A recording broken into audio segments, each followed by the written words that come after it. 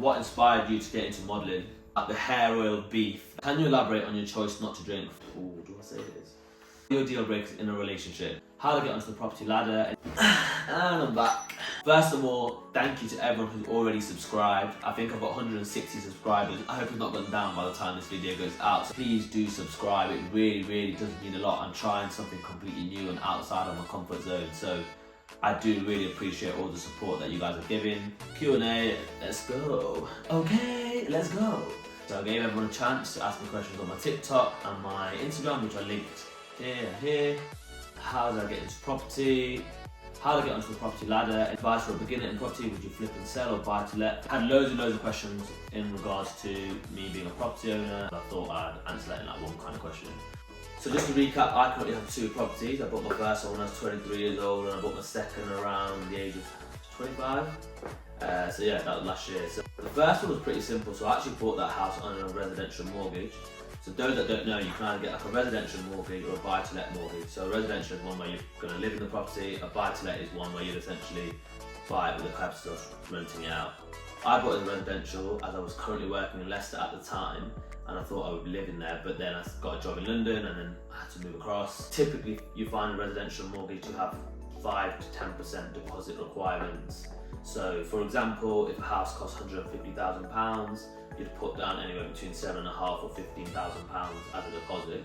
You need 3 things when you're buying a property: the house, a mortgage broker or a lender, a bank, high street bank, and a solicitor. I think mine roughly cost £1,200 for my first house, legal fees. My mortgage fees was 0 as I take it all from the high street bank, so that didn't cost me any money. And then I spent about £3,000 to £4,000 renovating the property, so new carpets. I have a really good supportive network of family and friends who I think spent 2 weeks with me, some more than others, came in to help. Painting, carpet, windows, blinds, all sorts. Like literally we turned the house around within 2 weeks as I was moving to London. So we had a really tight time frame. It's up to you whether you want to buy to flip or buy to rent out. It just depends on your goals really. I wanted a greater monthly income, hence I just did the buy to rent option. But the best way to learn how to do any of these things is try it. Like, I'm not advising you just go spend all your money and know nothing about what you're doing, but the only way you're ever going to actually truly learn the process is actually going through the process. What school and university did you go? I actually went to Manor High School in Oadby, Leicester, and Beecham College. So anyone that went to any of those schools or colleges, big up. Some of my teachers I remember were just like, if you apply yourself in life, you can actually get somewhere, but I was like a proper naughty kid. Like I used to be kicked out of class every week. I used to talk too much. I weren't like a angry kid or nothing or getting into fights. I was more just annoying. Like if I was a teacher teaching a student like me, honestly, I would have hated it. But yeah, I'd love to go back and just catch up with the teacher, to be fair, which sounds proper geeky, but yeah, it is what it is. Can I speak Punjabi fluently? I went to Punjabi school. Yeah, I did Punjabi on the fluent in Punjabi. I did GCSE in Punjabi. Bang! Right, juicy topic, yeah? What are your deal breakers in a relationship? I feel like I'd want someone who supports or at least respects my hustle. So I'm someone who likes to keep myself busy 24/7. Like I hardly have any free time, but that's the way I live my life. That's the way I enjoy my life. How do you motivate yourself when you're quite down? Motivation and discipline are 2 different things. Motivation will get you that initial, yeah, I could do it. Like January, everyone's at the gym, everyone's on a diet. It's the same people that are still doing it in February, in March, in April. They're the ones that get results. So, and that's not from motivation, that's discipline. Discipline is doing stuff that you do because you know it's the right thing to do, it's the thing that you want to do to achieve your goals. Motivation will not achieve your goals. Can you elaborate on your choice not to drink? Feels good to resonate. I've never ever drank alcohol, never had a sip of alcohol, never tried anything alcohol flavoured, like 0, like never ever touched it. The reason for that is actually, there's a few reasons. One of them is quite personal. Ooh, what do I say this? So someone in my family actually passed away due to an alcohol related death, and Someone actually passed away in my family due to an alcohol-related death, and they were quite young. They were in their 20s. I was only 8, 9 years old at the time, and just ever since then I kind of said to myself, if I can live a life which is healthy, fun and whatever, without alcohol and the need of alcohol, I would try live that life. And just since then I've kind of stuck to that, and it's just something that I've never really done. It's never appealed to me. I went through uni, I went to freshers, I've been on holidays. I've never touched any sort of I've never touched alcohol, never touched any sort of drug. Like, for me, the reason why a lot of people, especially South Asian boys, I feel like the reason why a lot of them drink is to get that confidence within themselves. Either they lack personality, I'm not trying to attack anyone here or trying to make any enemies, but I feel like a lot of them do it just to get that confidence to either be cool around their friends, try and impress a girl. That's what I've typically experienced when I've seen people that do drink and why they drink, or just to have a bit more confidence about themselves. I'm not against anyone that does drink, like by all means enjoy yourself, stay safe, whatever. But for me, it's just never appealed to me, and I never really felt like I needed it, so I just avoided it. I feel like if it wasn't legal, I don't think as many people would do it, but that's a whole different topic. But yeah. Next question.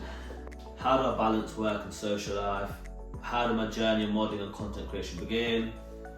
When did you start modelling? Did you always know you wanted to go into this? How did you manage to model while doing a 9 to 5, especially shoots during the week? Yeah, so as I mentioned previously in my last video, I do modelling and content creation alongside my day job. How do I kind of do it? The best answer to that is time management. Some days I wake up early and I'll start my day job early, for example, or I would, my evenings and my weekends, so all my YouTube stuff I do on the weekends. A lot of my TikToks I record on Saturdays and Sundays. It's just about making the most use of your time. Don't get me wrong, I still watch Netflix, I'm watching Queen of the South at the moment. I still see my friends, I socialise, I still do all those things in my life, but I just have a bit more control when it comes to, should I watch another episode, or should I go to sleep and know that I've got to wake up early so I can do my work, then I can go record that video, if that makes sense. There's no like, do you know something that I've always thought about? All these famous people, push comes to shove, more time than not, they're just the same as you and I. It's just they work harder. Like, you'll hardly meet anyone that's successful that doesn't work hard. All of them work hard, and typically they work harder than the average person, hence they are where they are. Obviously some of them are like fucking, can I swear on YouTube? Obviously some of them sing or like have a talent and stuff and work hard alongside that, but more time successful people work harder than average people. Do I have OnlyFans? No, I do not have OnlyFans. That's the end of that one. What's the one thing that you cherish? What's the one thing that motivates you the most, that keeps you going, pushing forward? Yeah, so my family. That's quite an easy answer. My mum and dad emigrated from India. They're born and raised in Punjab. My dad came over in his teenage years. My mum came over when they got married. It's not a sob story, but it's the typical story that you hear of a lot of British Asians. Their parents came over, they didn't have anything in this country. I'm in England, by the way. They didn't have anything in this country, and they built everything that they built through hard work. Someone asked me actually how were my childhood years and what were they like. So typically, we didn't go on holidays when we were younger. We went to like India every 3-4 years as a family. And obviously we didn't have the money to be going on like crazy holidays, which would have been so good and you would have learnt so much, and definitely that is something that I want to do when I have a family of my own, take them on holidays, teach them about the world and different cultures.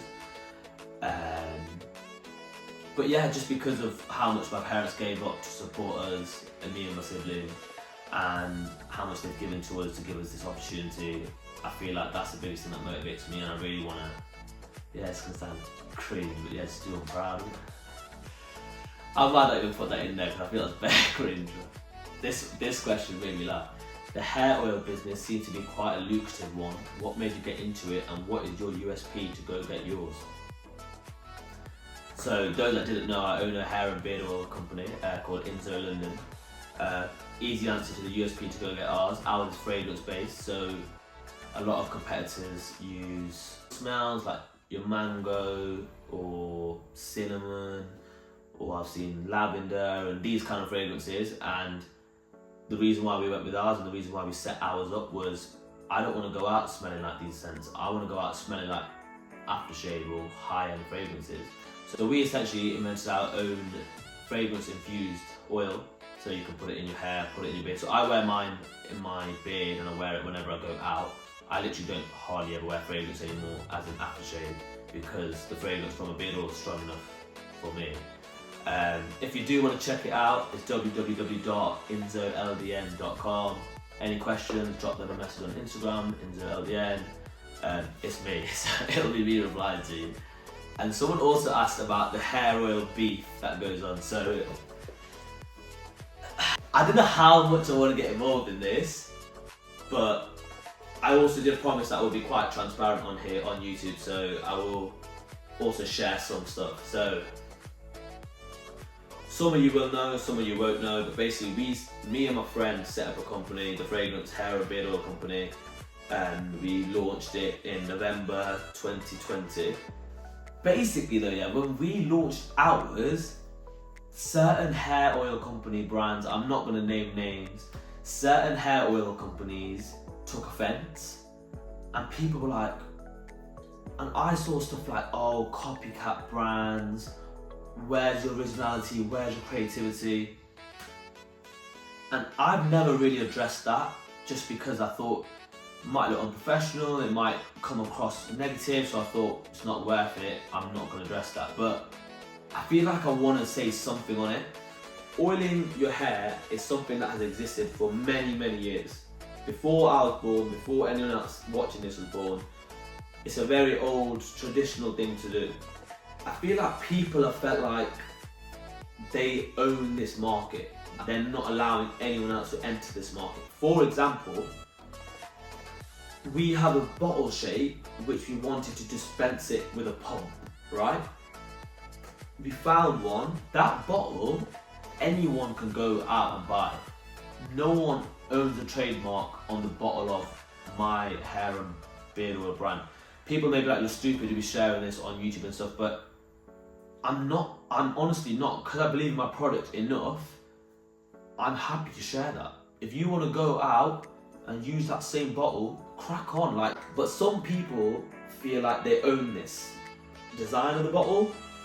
These other brands, some of them were so bitter, they were messaging Inzo London off Instagram, off fake accounts, which we easily worked out who was behind these fake accounts. It's just sad, like really sad. If you had that much belief in your own brand, in your own business, in your own product, you wouldn't feel the need to be doing this kind of stuff, like to be messaging smaller brands, attacking them on your social media. That's just not the way I've been raised, and that's not the way I will do business, but that's all I'll probably say on it for now. And I'll move on to the next question. Someone asked me about my teeth, and they said, what have you done to your teeth, because they are gorgeous. So first of all, thank you very much. I don't even know if I like my teeth, to be honest, but I got Invisalign done last year, but I'm thinking of getting composite, I think it's called composite bonding, on my front 4 teeth. So 1, 2, 3, 4, and just getting them because these are slightly smaller than these, and just getting them filled out so it's like a straight line. Let me know in the comments what your thoughts are on that, because if that's something anyone has done or had any experience about, do share it with me, because that is something that I'm looking at doing this year. I think that's my mum watching me. What inspired you to get into modelling?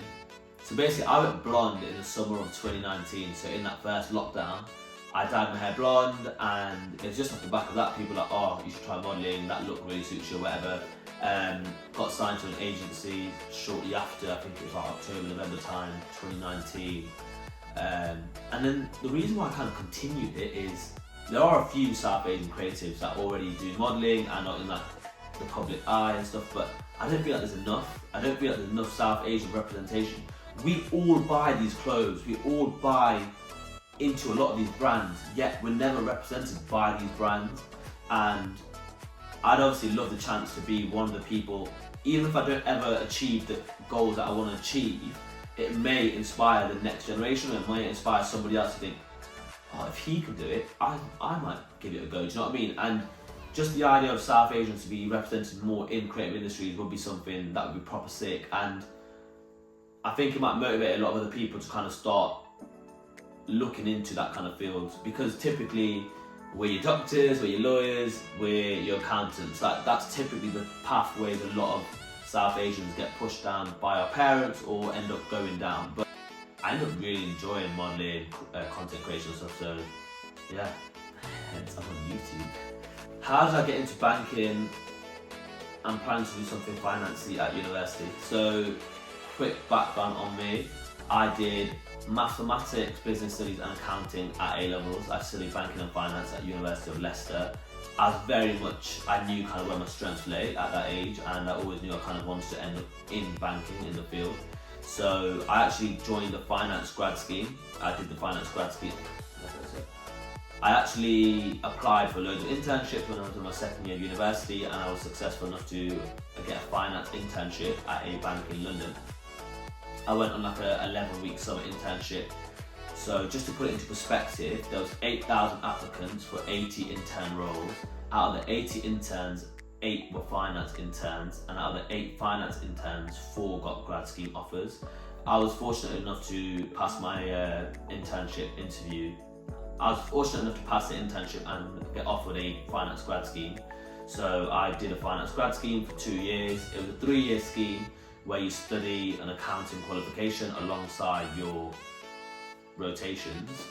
And I kind of dropped off because I soon realised into the grad scheme this isn't something I enjoyed, and within 18 months I was looking at getting out of finance and into a different industry. I've always liked talking to people, so I always thought I'm good at numbers, but I also want to talk to people, so that's how I kind of ended up in corporate banking, and yeah, it's going alright.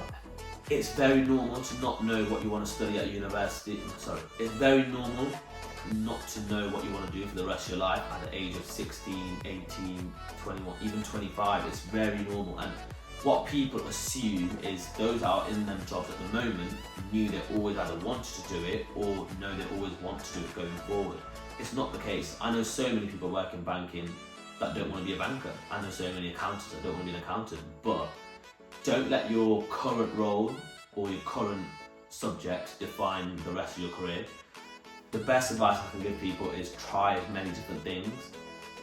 I feel like 15 to 25 are the best years to try as many different things. Don't chase the money, just chase the experiences, and you may fall in love with something without intending to.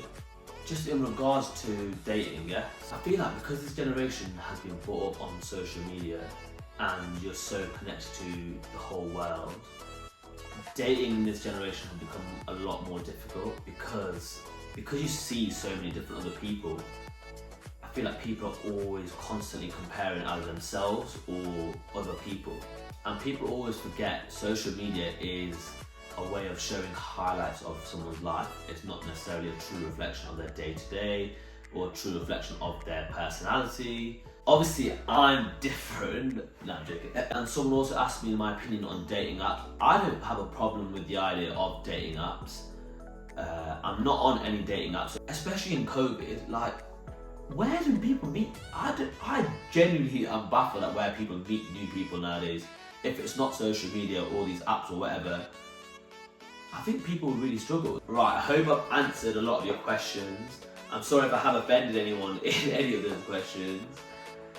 If there's anything that you wanted to know more about or wanted me to go a bit more detail into, I'm happy to kind of share. Please do leave it in the comments. Please do like, comment and subscribe. Thank you everyone, thank you for watching.